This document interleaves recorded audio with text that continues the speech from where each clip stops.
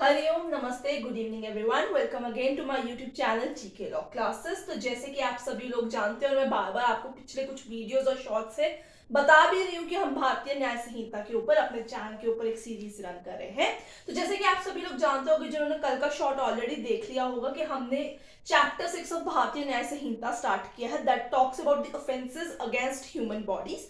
तो कल मैंने अपने शॉर्ट के अंदर जो कुछ सेक्शंस थे regarding culpable homicide, murder, their attempt and punishment therefor, उनके सेक्शन नंबर्स मेंशन किए थे। तो जिन्होंने कल का शॉर्ट अभी तक चेकआउट नहीं किया, फटाफट जाके सबसे पहले कल का चेकआउट कीजिए शॉर्ट और अपने सेक्शन नंबर्स को अपने रजिस्टर के अंदर मेंटेन कर लीजिए। अब हम आगे कंटिन्यू करने जा रहे हैं चैप्टर 6 को ही आज भी। उसके अंदर भी मैंने आपको कल के शॉर्ट में बताया था कि मैं वीडियो लेके आऊंगी। सो चैप्टर 6 जो बात करता है वो बात करता है ऑफेंसेस अगेंस्ट ह्यूमन बॉडी, जिसमें सबसे पहले मैं आपको बता दूं कि उसमें मर्डर, ठीक है, hurt, grievous hurt, wrongful confinement, wrongful restraint, ये वाले टॉपिक्स जो है सारे कवर किए जाएंगे। ठीक है, इसके अलावा किडनैपिंग, अबडक्शन, ठीक है, या एसिड अटैक के जितने भी केसेस होंगे, मतलब सेक्शन होंगे, वो इसी चैप्टर के अंदर जो है आपके पास कवर किए जाएंगे। So need to make sure कि आप लोग इनके सेक्शन नंबर्स जो है पर्टिकुलरली, जैसे मैं जिस ऑर्डर में मैं शॉर्ट या वीडियो डाल रही हूँ, अकॉर्डिंगली आप पेन डाउन करते रहिए। Let me tell you, kidnapping के सेक्शंस जो है वो अब क्लब हो चुके हुए हैं यहाँ पे। एसिड अटैक का जो सेक्शन था 326 AB, वो यहाँ पे क्लब हो चुका है इनटू द न्यू भारतीय न्याय संहिता। पहले बहुत सारे सेक्शन थे, अब सेक्शंस के नंबर जो है काफी रिस्ट्रिक्टिव हो चुके हैं, काफी क्लब्ड भी हो चुके हुए हैं। सो मैंने मर्डर, कल्पेबल होमिसाइड, इनके सेक्शन नंबर्स ऑलरेडी कल के शॉर्ट में मेंशन कर दिए हुए हैं। तो आगे जो है आज जो मैं 111 से स्टार्ट करने वाली हूँ, तो आप अपना रजिस्टर जो है वो निकाल लीजिए, पेन अपना रेडी कर लीजिए, स्टेशनरी अपनी रेडी कर लीजिए, क्योंकि आज जो मैं सेक्शन आपके साथ डिस्कस करूंगी चैप्टर 6 के अंदर, वो एक नए सेक्शन है।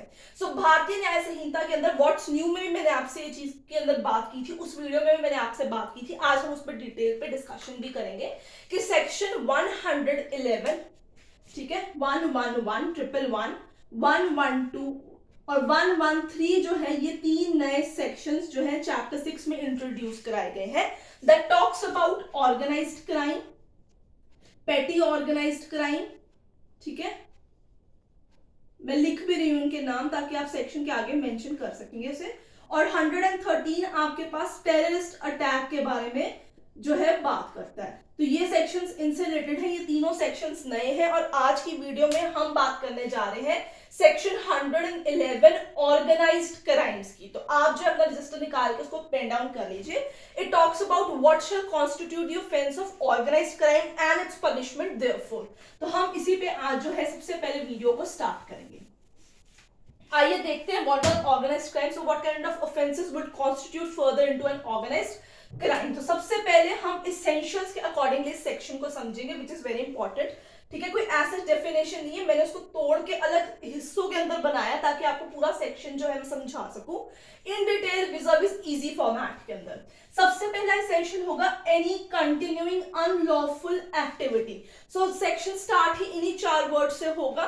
सो यहाँ पे बात की जा रही है कोई कंटिन्यूशन के अंदर अनलॉफुल एक्टिविटी की। सो सबसे पहले आपको बात जाननी होगी कि यहाँ पे जौन से भी ऑफेंस की बात की जा रही है, into this particular continuing unlawful activity के बारे में जो बात की जा रही है, that offence shall be punishable with imprisonment of 3 years and more।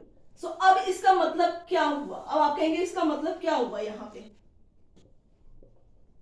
पे मतलब ये है कि अनलॉफुल एक्टिविटीज में वो एक्टिविटीज कवर होंगी जिनकी सजा 3 साल या उससे ज्यादा की होगी। सो सबसे पहले आपको इस चीज के ऊपर ध्यान रखना होगा, this is an important point to be noted down.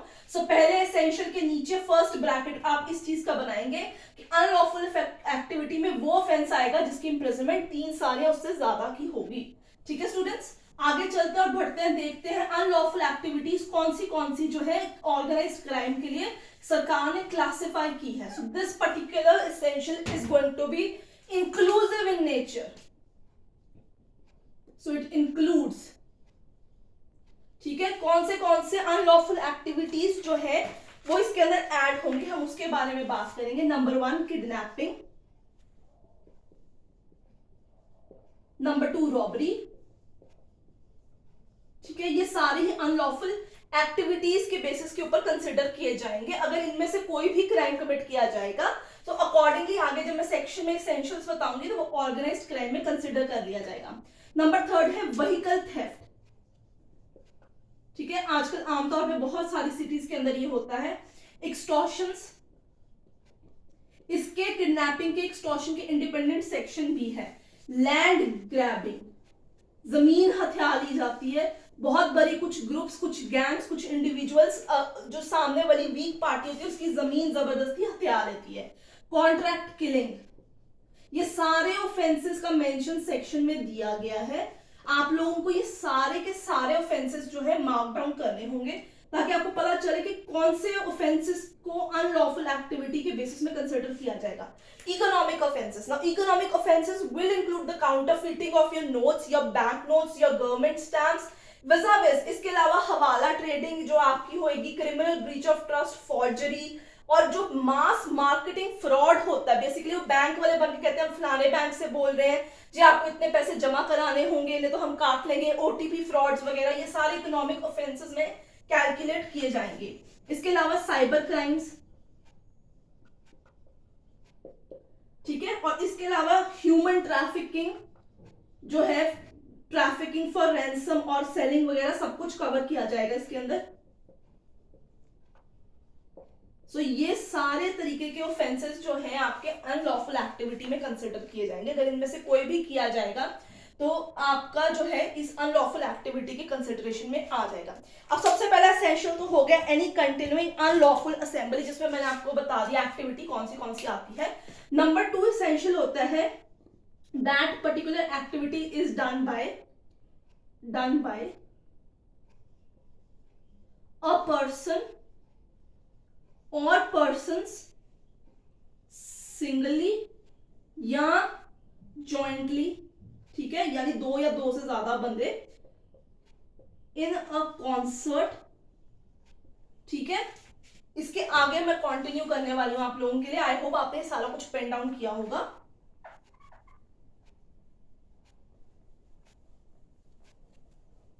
ठीक है। तो अब मैं इसके आगे यहां पे मार्क करूंगी आप लोगों के लिए कि उन्होंने जॉइंटली ना कॉन्सर्ट किया है और एज बीइंग, ठीक है। और यहां पे आ जाइए आप जरा। So as being a member of syndicate, syndicate यहाँ पे गैंग का मतलब है। कभी कभी कुछ इकोनॉमिक क्राइम्स या कोई साइबर क्राइम्स होते हैं, उनके सिंडिकेट्स होते हैं, उनके पूरे ग्रुप होते हैं from a very superior person to a very inferior person, जिनका एक ही काम होता है ऑफेंस कमिट करना। As being a member of a syndicate और रिप्रेजेंटिंग सिंडिकेट, ठीक है स्टूडेंट्स। अगर हैंड राइटिंग में कोई कंफ्यूजन है या कोई वर्ड नहीं समझ आ रहा, नीचे कमेंट सेक्शन में मेंशन कर सकते हैं। वीडियो पसंद आ रही है तो लाइक और शेयर अपने फ्रेंड्स के साथ जरूर कीजिए ताकि उन्हें पता चल सके कि लॉ के रिगार्डिंग कौन सा चैनल यूट्यूब पे अवेलेबल है जहां पे जाके आप अपने नोट्स बना सकते हो और एग्जाम्स की तैयारी प्रॉपरली कर सकते हो। इसी के साथ if you are new viewer या प्रीवियस व्यूअर भी है हमारे और आपने अभी तक चैनल को सब्सक्राइब नहीं किया, so I request you all to do subscribe our channel GK law classes now for more further videos. अब यहां पे क्या होएगा कि any continuing unlawful activity is done by a person either singly or jointly in a concert or as being a member of a syndicate or representing a syndicate. Now what happens after this? ये आपकी definition कह लीजिए या आपकी representation कह लीजिए, कुछ भी कह लीजिए, 2 एसेंशियल हो चुके हुए हैं आपके पास, ठीक है। पहला हो गया अनलॉफुल एक्टिविटी होती है डन बाय अ पर्सन, मैं पूरी नहीं लिखूंगी इसके अंदर, आप समझ जाइएगा, डन बाय अ पर्सन, ठीक है। अब आगे क्या, अगला एसेंशियल क्या होगा इसके अंदर? So he has doing an unlawful activity, now in that circumstances by what, by use of either violence, ठीक है, और अनलॉफुल मीन्स, वो गलत तरीकों से वायलेंस के द्वारा किसी भी तरीके से जो है इलीगली जो है उस एक्टिविटी को कंटिन्यू करा, अंजाम दे रहा ताकि वो क्राइम कमिट किया जा सके, टू ऑब्टेन एनी डायरेक्ट और इनडायरेक्ट बेनिफिट। ठीक है students, so this is a very simple explanation of organized crime, that any continuing unlawful activity by a person singly or jointly in a concert by use of violence or unlawful means to obtain any direct indirect benefit shall constitute what? Offense of an organized crime. So said person would said to be initiated what? An organized crime. So I hope आपको definition जो है ये समझ में आ गई होगी. What does organized crime means under section 111. अब हम बात करेंगे repercussions यानी punishment की. अब किसी ने ये चीज कर दी है, ठीक है, said person has said to committed a X person is said to committed an organized crime. Now because of that crime, अब वो क्राइम हो गया, crime is said to be done, ठीक है, any death happens,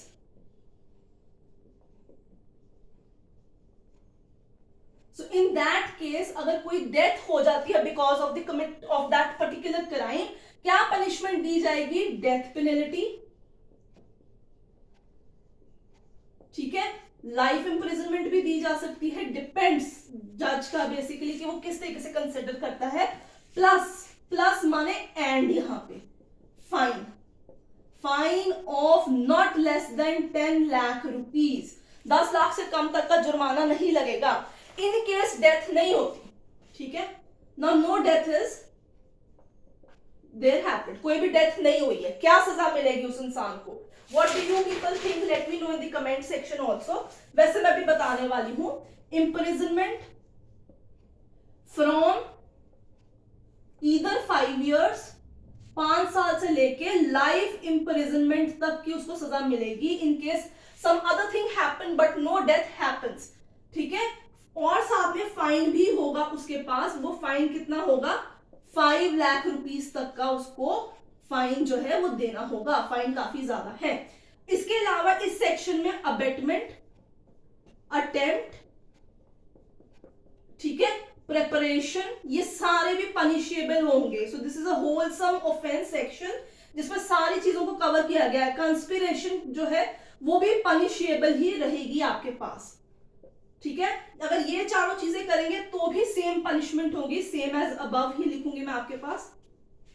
5 years to life imprisonment तक की सजा, कुछ भी इन टर्म्स में से 5 लाख रुपए या उससे ज्यादा का जुर्माना in case you are a member of syndicate, ठीक है। Now it is establish you are a member of syndicate, क्या सजा दी जाएगी for being a member of a syndicate? Again will see, तो इसमें भी सेम पनिशमेंट होगी एज अबव, ठीक है। 5 साल से लेके लाइफ इंप्रिजनमेंट की सजा प्लस 5 लाख रुपया या उससे ज्यादा का जुर्माना। इसके अलावा इसमें एक और चीज भी आपको मेंशन करनी होगी, क्योंकि आज हम यही सेक्शन समझने वाले हैं। ये सारी पनिशमेंट्स हैं, ठीक है, आप इनको पेन डाउन कर सकते हैं एज इट इज, ठीक है। इसके अलावा एक चीज और है before I wind up for today, तो आप वो उस चीज को जान लीजिए, पनिशमेंट्स को प्रॉपरली लिख लीजिए क्योंकि ये बहुत इंपॉर्टेंट चीज है। Harbour and concealing the offender, ठीक है। इन केस कोई भी छुपा लेता है किसी ऑफेंडर को जिसने क्राइम कमिट किया है, अगर उसकी स्पाउस ने उसे छुपाया है फिर नहीं ये सजा मिलेगी। अगर कोई तीसरे बंदे ने उसे छुपाया है तो उसे 3 इयर्स से लेके लाइफ इंप्रिजनमेंट तक की सजा, minimum 3 years, maximum of life imprisonment plus 5 lakh rupees या उससे ज्यादा का फाइन हो जाएगा यहाँ पे, ठीक है स्टूडेंट्स। इसमें स्पाउस ऑफ ऑफेंडर अगर छुपाएगा तो नहीं वो चीज आएगी। इसके अलावा if you possess, last thing for the day, if you possess any criminal property, मतलब अगर आपने जैसे सपोज कोई किडनैपिंग की, एक्सटॉर्शन किया, कुछ भी किया, आपको मूवेबल इमूवेबल प्रॉपर्टी मिलती है, आप उसे अपने पास रख लेते हैं, as a stolen property consider कर लेते हैं हम यहाँ पर उस क्रिमिनल प्रॉपर्टी को, तो भी आपको सेम एज अबव पनिशमेंट हो जाएगी,